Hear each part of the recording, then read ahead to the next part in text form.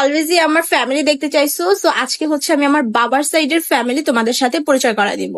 So সবার আগেই পরিচয় করা দিই আমার বড় চাচার সাথে। তার এই বলিষ্ঠ দেহ দেখে তোমরা বুঝতে পারতেছো যে কত ভোটকার মোটাইনি, কারণ আমার দাদির সব সম্পত্তি তার এই পেটের মধ্যেই গেছে। এরপর হইতেছে আমার মেজো চাচা, যে দেখতে একটু কালো আর মনটাও কালো।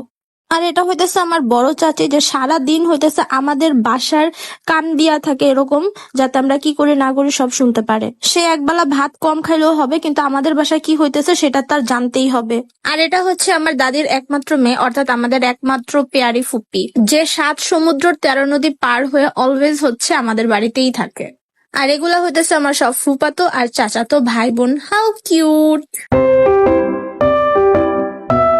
আর এটা হইতেছে আমাদের পরিবারের সবচেয়ে সুন্দরী আমাদের মেজো চাচি, যে দেখতে অনেক সুন্দর বাট অন্তরে 20 আর 20।